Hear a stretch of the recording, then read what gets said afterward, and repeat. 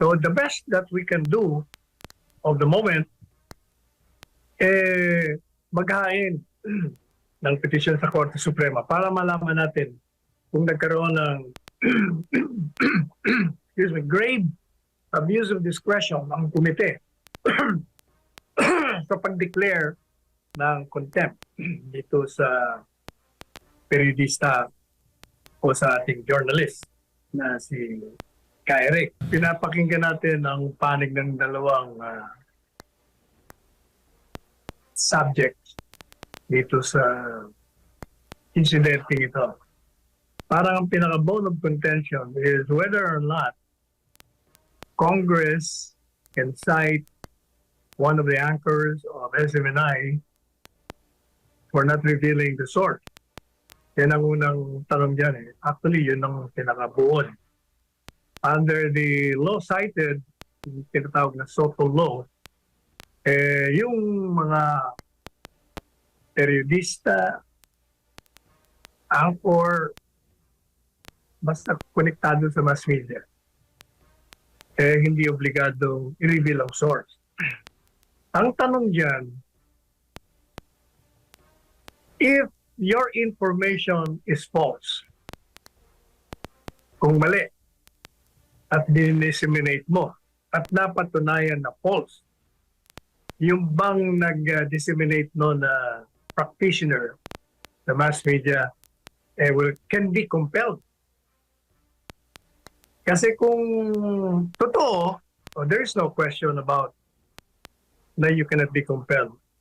Ang tanong paano kung napatunayan na hindi totoo?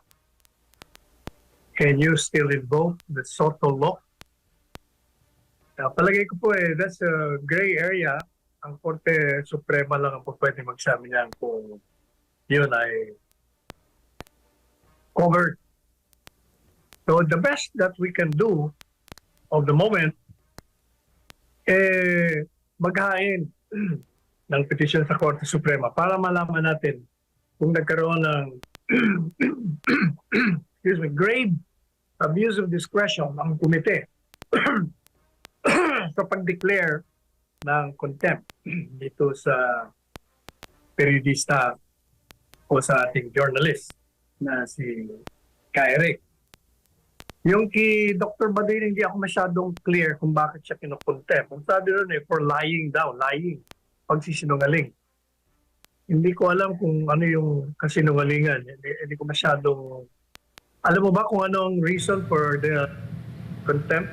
Actually, sa haba po nung hearing, attorney, ang nasubaybayan ko lang po is yung beginning part sa parte po ni Eric. So, yung kay Dr. Lorraine Marie Badoy ay towards more after the half or towards the end. So, hindi ko na po siya nasubaybayan. So, hindi rin po ako makapag-provide ng accurate information po sa inyo.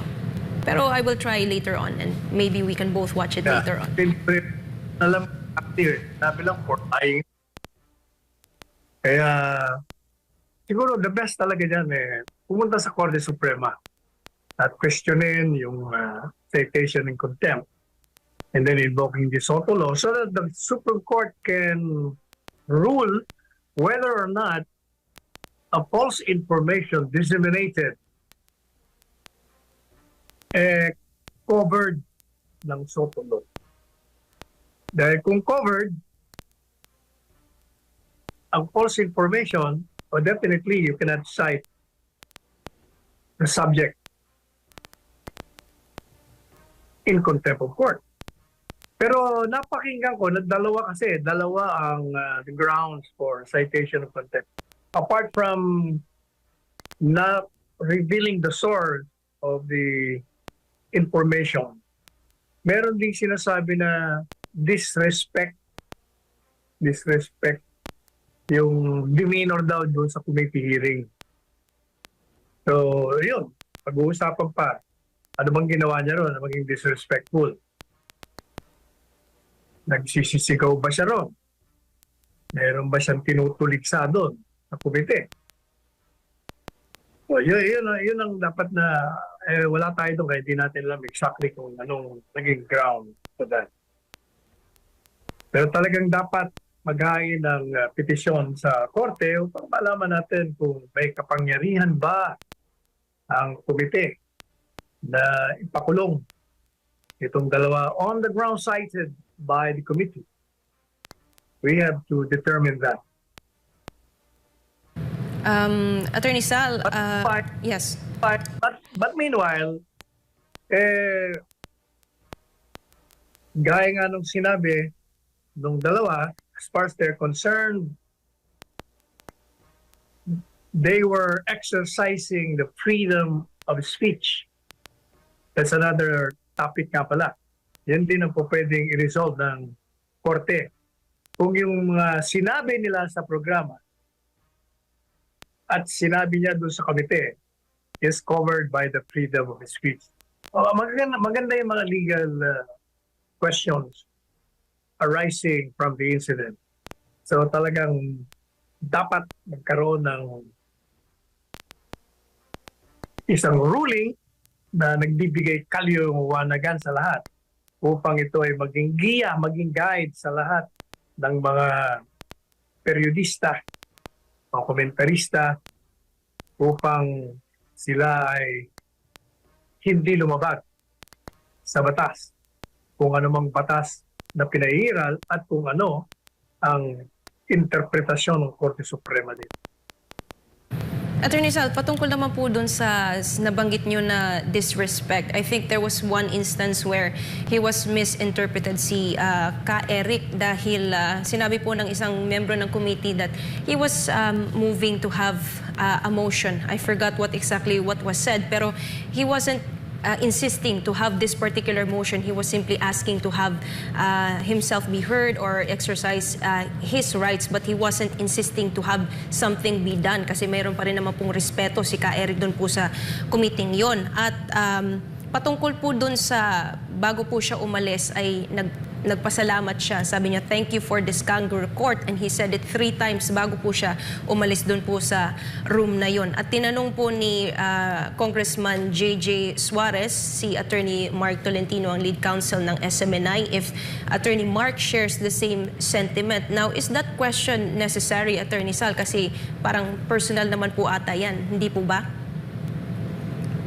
Hindi ko alam kung ano ba exactly yung sinabi niya. Kasi sinabi po ni Congressman Suarez na I was offended by what Ka Eric said na kangaroo court daw yung naging committee hearing. So tinanong po niya yung lead counsel po ng SMNI kung he shares the same sentiment. Now, was that question necessary, Attorney Sal? Hindi natin malama. Yung tanong naman na yun tinatanong yung abogado, right? Anong sagot ng abogado ron? Ano nga ba yung sagot niya? I think it's relationship between the client and the attorney that he cannot disclose, if I'm not mistaken. Anyway. Pero hintay na lang ang magiging desisyon ng korte.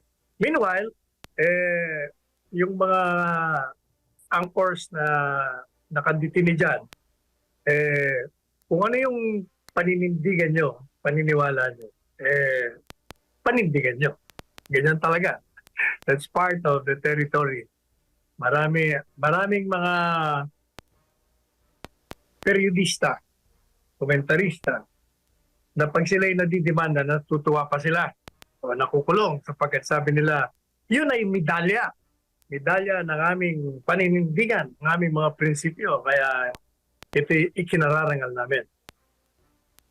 And another question, Attorney Sal, is because Congressman Suarez is also moving to subpoena the text messages dun po sa cellular mobile phone ni Ka Eric para po ma-trace or matulungan sila na ma-trace yung source na nagbigay po ng alleged na maling impormasyon po kay Ka Eric na siya pong pinahayag dito po sa isa sa mga programa sa SMNI. Ano po ang masasabi niyo po patungkol dito sa pagsapina ng text messages?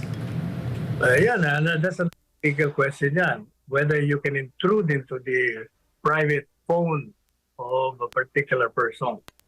That's another interesting legal question.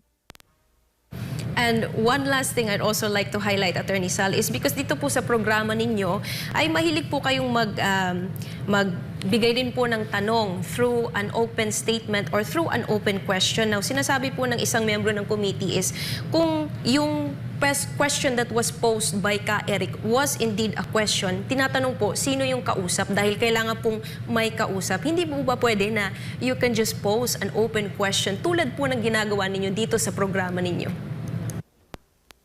Yeah. Kaya kani-kanyang interpretasyon yun eh. Basta ako alam po ang aking karapatan sa ilalim ng saligang batas. Pag ako'y nagtanong, tanong ko yun upang sagutin. Sapagkat bilang mga public officials, pag tinatanong ko yung mga opisyales, obligado rin sila na sumagot. Of course, they can always opt not to respond to it. But I make sure that my question is within the bounds of the law and the Constitution.